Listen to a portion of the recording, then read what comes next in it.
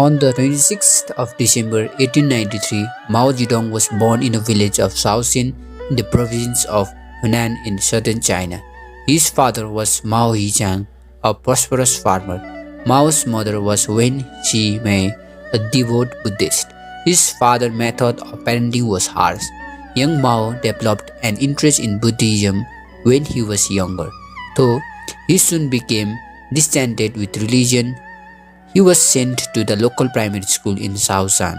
His education there was a mixture of traditional Chinese learning with a sprinkling of influence from the encroaching Western world, which could not be avoided in China by the 1900s. Mao Zedong was 14 years old. His father arranged for him to be married to his first wife, Liu Yixie. Soon she died of dysentery on February 1910. By the mid-19th century, China experienced a flood of European ideas about different types of government, new economic developments, and all manner of technological innovations. The German political scientist Karl Marx argued that all wealth and goods should be held in communal ownership. He called this communism. Early 20th century in China, this idea should soon lead to great change, as many began questioning why they are still ruled by the emperor of the nearly 300 years old Qing dynasty, led to an army revolt in October 1911.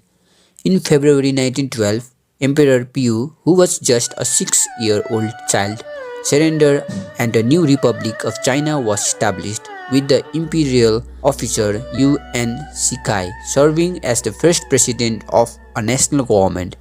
Two political groups with opposing ideologies began to emerge: the nationalists, dedicated to transforming China into a westward-looking capitalist republic, and the communists, a small group inspired by Lenin's Bolshevik Revolution in Russia. As Mao entered his teenage years, he was already reading about these political ideas. He was particularly interested in calls for a democracy to be established in China to replace the imperial government. If you look at the experience that he had, particularly as a teenager, you can see many things that are going to influence the way he behaves later on. Just as Mao was starting at a new school in Changsha, the country was entering into a period of rapid change.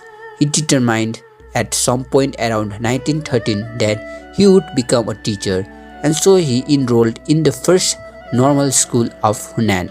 Here he became a popular and accomplished student, reading widely, being elected secretary of the student society, and eventually finishing as one of the highest ranked students in the school. In 1917, Mao moved to Beijing, took a job as a library assistant, but he was in circles of individuals who favored socialism and communism as a solution to China's political woes. It was in Beijing that Mao's awakening as a political radical fully occurred. In the late 1910s, China faced political chaos as the nationalist movement led by Sun Yat-sen aimed to revive the young republic. They saw the government was weak and tied to the old imperial past. The situation worsened when China lost Shandong to Japan after World War I, leading to a major student protest on May 4, 1919.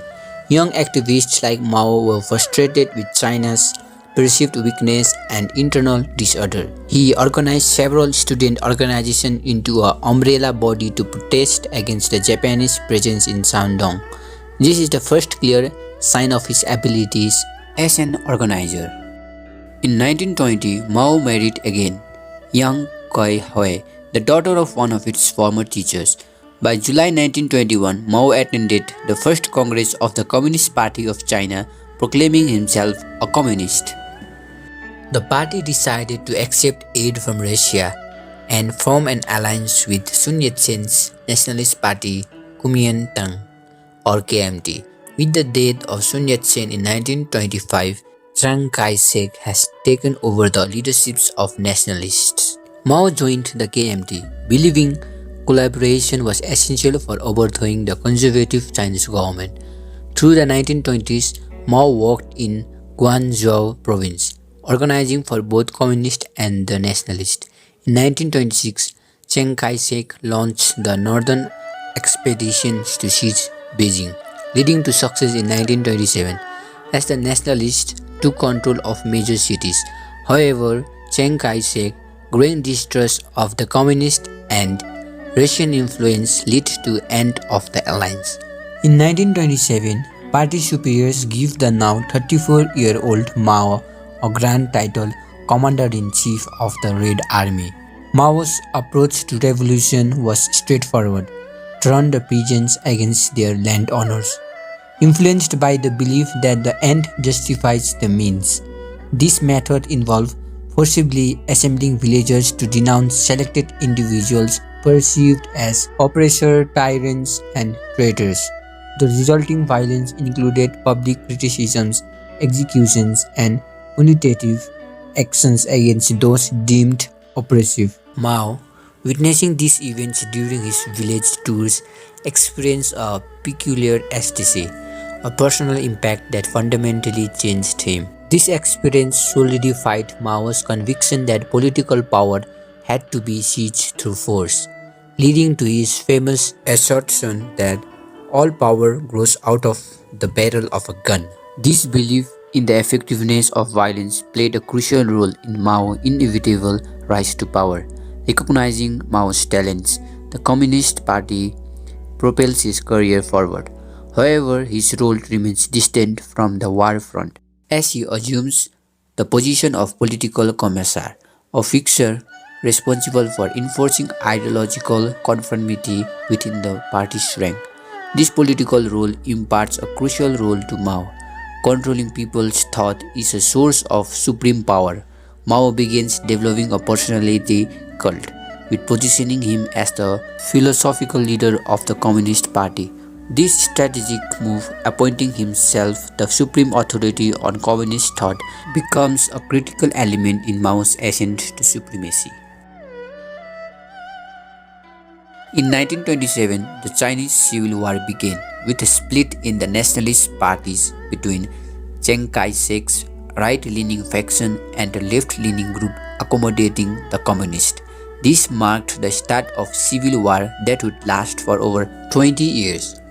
In the summer of 1927, Chiang Kai-shek's KMT party initiated a crackdown, solidifying the beginning of a tumultuous period in Chinese history. In response to widespread suppression of communists in China, Mao Zedong retreated with several hundred followers to the Jingjiang Mountains on the border of Hunan province in the early 1930s. This marked the beginning of a prolonged period of guerrilla warfare. The Communist Party, with tactic support from the Soviet Union, aimed to disrupt nationalist rule in anticipation of potential mass urban revolts by workers against the government. In 1930, his wife and sisters were executed by the nationalists.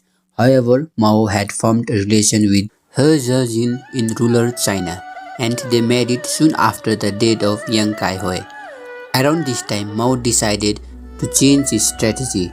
Instead of waiting for a revolt of Chinese urban proletariat, he opted for a territorial approach similar to that had brought the Chinese nationalists to power. In February 1930, Mao, now a senior commander in Chinese Communist movement, established the Southwest Jiangxi Provincial Soviet government in Jiangxi province. Despite the nationalists controlling most of the country, Mao successfully established a Chinese Soviet state in Jiangxi, serving as its chairman. The Red Army, now under the overall control of Zhou Enlai, expanded, and the wider Chinese Communist Party focused its effort on Jiangxi as a secure base in the early 1930s. Mao, Zhou Enlai, and the Red Army prevented several attempts by Chiang Kai-shek to reclaim control of Jiangxi by encircling the province. However, the nationalist military response was limited, partly due to their involvement in the conflict on the other side of China. In the 1930s, Japan invaded the northeastern Chinese provinces of Manchuria and established a puppet state called Manchukuo. Once the situation in Manchuria settled, Chiang Kai-shek focused on reclaiming Jiangxi province from Mao and the communists in the mid-1930s, leading to further escalation in the Chinese Civil War. In September 1933, the Chinese nationalists initiated the fifth encirclement of Mao and the communists in Jiangxi province, laying siege to their stronghold. Faced with surrender or breaking out, Mao chose the latter, marking the beginning of the historic Long March. In October 1934, 86,000 communist forces, including 15,000 personnel and 35 women, broke through nationalist lines and began the epic retreat from southwest China. The Long March spanned 368 days, covering 6,000 miles, crossing 24 rivers and 18 mountain ranges. Only 4,000 troops completed the grueling journey, facing starvation, aerial bombardment, and daily skirmishes with nationalist forces. Mao's columns finally halted at the foot of Great Wall of China. The Long March is recognized as the longest continuous march in the history of warfare and marked Mao Zedong's emergence as the unquestioned leader of the Chinese Communist Party. By the end of 1937, the Chinese Civil War transitioned into the Second Sino-Japanese War, a component of the broader Second World War. The communists and nationalists formally allied against the common Japanese threat. Around this time, Mao married Jiang Qing, an actress, showing growing ruthlessness as his former wife was sent to a Soviet Union mental asylum. As the Japanese occupied the coastal regions of eastern China, the nationalists moved inland towards central China. Inland provinces became the battleground for a war of attrition against the Japanese. These years marked significant growth in support for Mao and the communists. In an effort to lure potential opponents into the open, Mao Zedong suggested open criticism and debate, advocating for people to contradict him openly. Wang Saihui, nominated as a representative by a dissatisfied group, becomes a vocal critic of communism, disillusioned with its idea. Mao seizes the opportunity to manipulate the situation, exposing Wang's grievances and positioning himself as the supreme authority. Mao employs violence as a tool to assert dominance, subjecting Wang Saihui to the tiger bench, a unique, excruciating method of knee-breaking. Mao's personal favorite. Wang is coerced into a false confession as a nationalist spy. Mao's ruthlessness intensifies as he justifies his terror campaign by fabricating threats of spies everywhere. This marks the establishment of killing and torture as the core of Mao's political philosophy, emphasizing violence as a necessary part of Maoism. Mao's consolidation of power through fear results in the creation of a brainwashed Red Army expanded from around 50,000 to nearly 500,000, loyal to intimidation. The war with Japan generated widespread support for the Communist Party. By 1940, Mao's communists demonstrated signs of substantial influence and success. In August 1940, during the 100 Regiments campaign, the 400,000 strong Red Army scored significant victories against Japanese occupation forces. They launched simultaneous attacks on 5 coastal provinces, resulting in the deaths of over 20,000 Japanese troops and severe disruption to supply routes. During the Second World War, the Chinese Communist Party (CPC) under Mao Zedong's leadership continued to gain power. The nature of the war against Japanese occupation favored the communists over the nationalists. On August 6 and 9, 1945, the United States dropped atomic bombs on Hiroshima and Nagasaki in Japan. Simultaneously, the Soviet Union invaded Manchuria, occupied by Japan since 1931.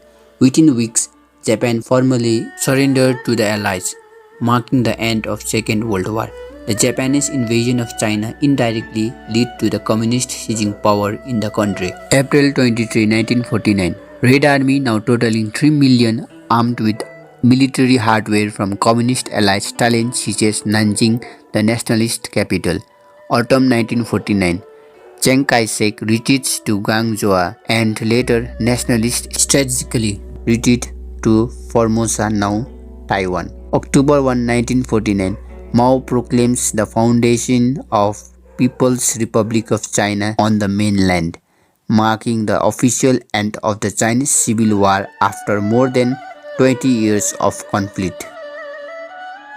In 1950, Chairman Mao Zedong, leading China's new communist regime, declares that the nation have to stand up to save their destiny. The Chinese people are unaware of darker days under Mao's rule. At this time, China is still grappling with extreme poverty and trying to recover from 3 decades of war and revolution. The first 5-year plan, spanning from 1953 to 1957, marked a crucial period in China's economic transformation under Chairman Mao Zedong, focused on reducing dependence on agriculture and establishing an industrial economy. The plan received significant support from the Soviet Union in terms of both finances and expertise. The results of the first 5-year plan were remarkable in economic terms. Industrialization on a massive scale overnight, no matter the human cost, sown the seeds of destruction. Mao Zedong initiated the Great Leap Forward as an ambitious plan aimed at propelling China into a communist utopia within a mere 15 years between 1958 and 1961 was catastrophic. The vision involved purchasing pre-built factories from Soviet allies, funded by grain cultivated by Chinese peasants. Private enterprise in the countryside was outlawed, and all grain became state bypassing private markets and trading.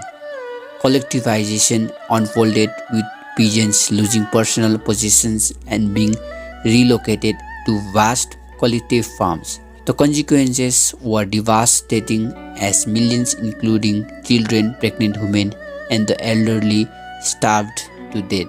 The impractical targets led to a catastrophic collapse of food production, turning Mao's vision into humanitarian disaster. Mao's belief the problem lies not with his brutal policy but with the nation's birds eating the people's grain. Mao Zedong initiated a drastic campaign against sparrows in China, believing they were depleting the nation's grain supply. The irrational idea led to a nationwide effort to eradicate sparrows, with people using pots, rocks, and noise to prevent them from settling and sleeping. The mass killing of sparrows caused ecological imbalances, leading to a surge in crops eating insects. Consequently, the following year witnessed a devastating famine as crops were decimated by caterpillars and locusts. Mao's misguided intervention exacerbated the sufferings of Chinese people, demonstrating the disastrous consequences of his policies. Studies suggest death somewhere between 30 and 40 million, making this the most catastrophic famine in human history.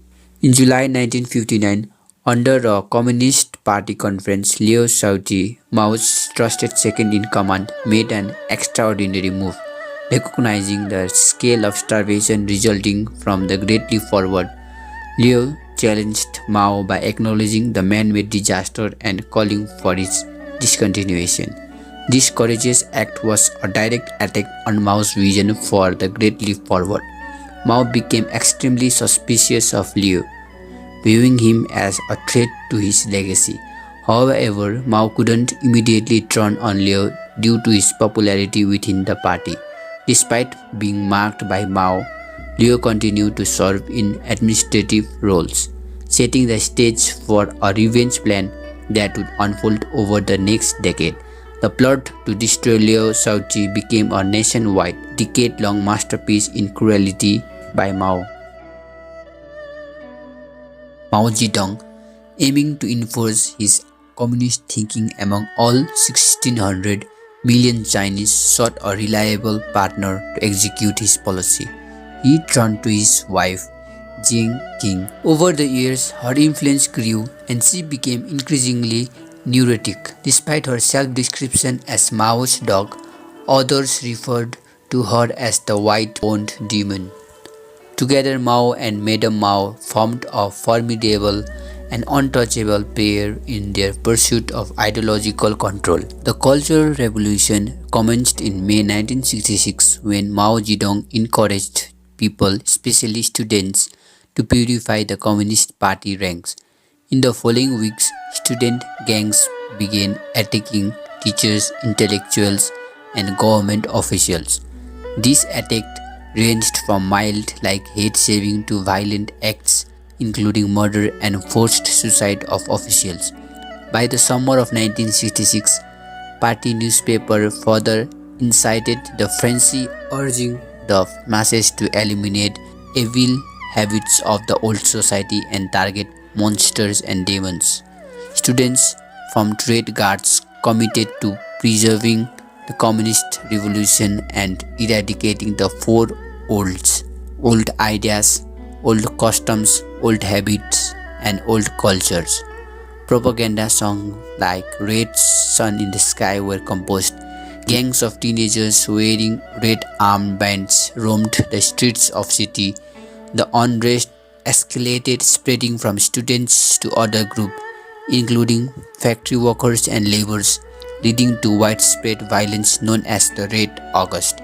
The chaos marked the onset of the Red Terror as Mao Zedong's Cultural Revolution neared its conclusions.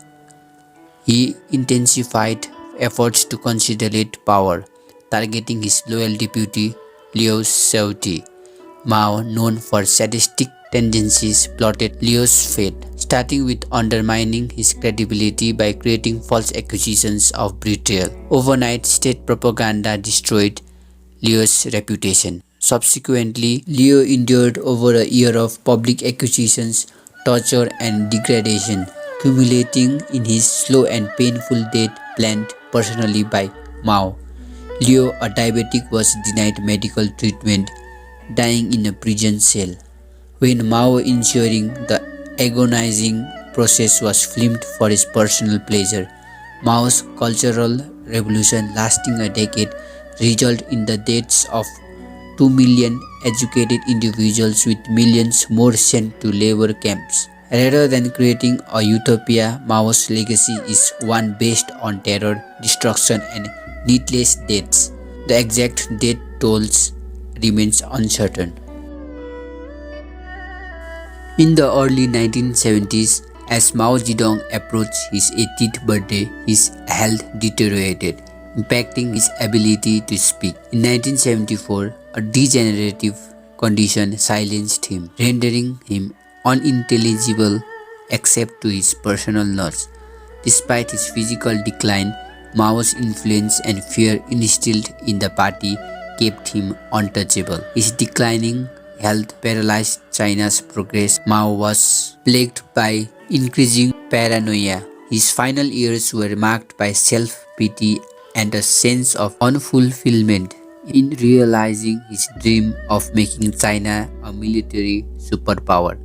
On September 9, 1976, after 27 years in power, Mao Zedong died, with scenes of national mourning. But after his death, Mao's ideology was largely spurned. For better or worse, Mao is considered the father of modern China.